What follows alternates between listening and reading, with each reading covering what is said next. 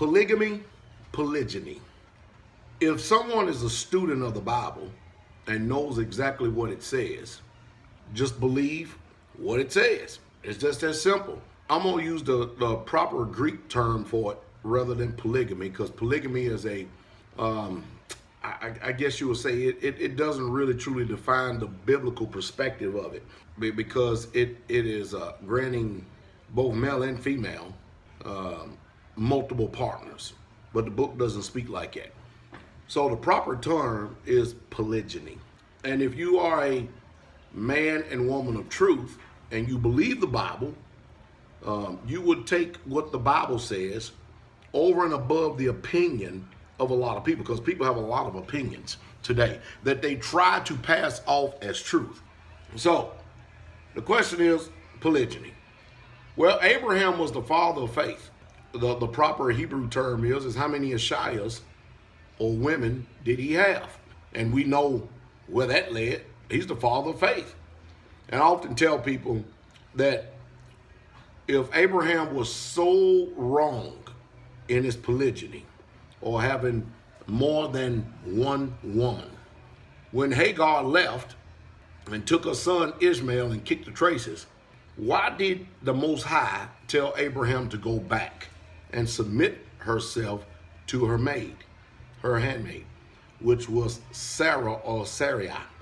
I mean, didn't the creator of the universe knew, if we follow the sentiment of the United States of America today, didn't he know that Abraham had more than one woman? And yet it's not defined as sin. As a matter of fact, I read the law. I've read the law backwards, forwards, upside down, sideways. I've read the prophets. I even read the New Testament. And none of them, the apostles, the prophets, none of them, Moses, none of them disagree with biblical marriage or polygyny. Now, you got Focus on the Family, you got all these our European consorts and everybody else. Again, these people are experts at twisting, warping, and distorting the truth of the word. But you're going to find out today what's really truly in the heart of man. And you're going to find out that these people don't have the spirit of truth. While it's okay for them to be in serial divorce and remarriage, divorce and remarriage, and divorce and remarriage, because they all tout and say, one man and one woman till death do you part. That's what they say. It's one man, one woman till death do you part. That means you get no spares then, right? You get no spares. I preface that from Dr. William Luck, who I've spoken to on quite a few occasions. You get no spares then, right? And they say, yeah, you get no spares. Well, we got you now.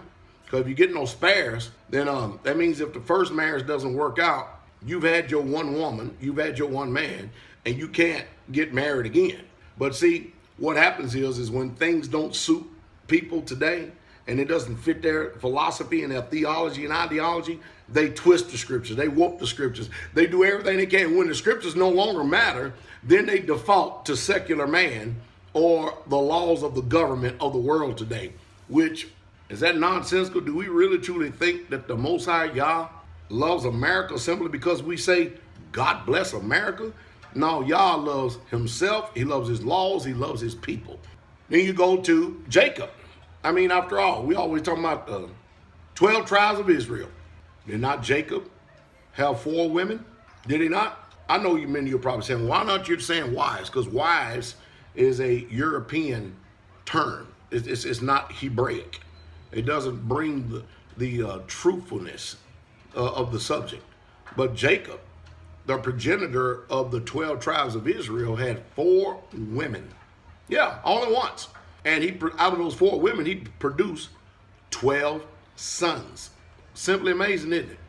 We know for sure that if we read Numbers, the 1st chapter, Numbers, the 3rd chapter, if you put it all together, that we know that Israel in itself had at least one Israelite had at least, watch this, I'm going to really throw you off subject now, 27 firstborn sons. How you think they multiplied so much in Mizraim, what is commonly called Egypt? So we've got Abraham, we got Moses, we got Jacob. No, we haven't dealt with Moses yet. Moses had 3. I know people believe 2. That's because, again, they're not students of the word. Moses had 3 women. And of course, they'll try to say, well, they wasn't all at the same time. Do you really truly know?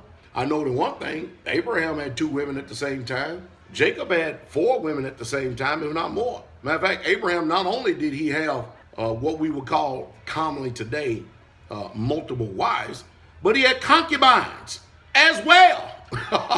Father of the faith. Jacob, who had his name changed to Israel. Moses, the custodian of the law. And then let's go to King David, who had, from my last count, from what I can ascertain from the word, 18 women. 18 of them. King David. And you know what? Y'all rebuked him for his adultery with Bathsheba.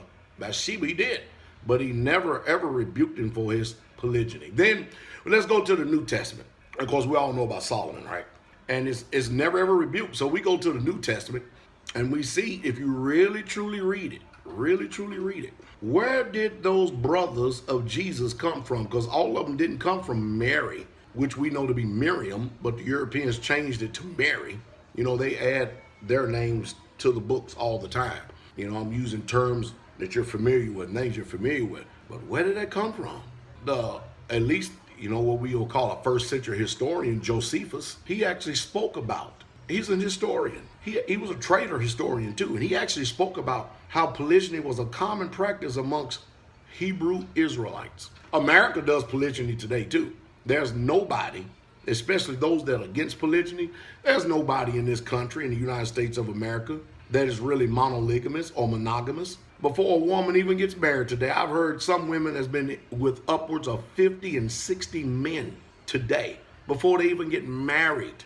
So-called married, state marriage license. That is unreal. That's called whoredoms. That is called an old-fashioned W-H-O-R-E.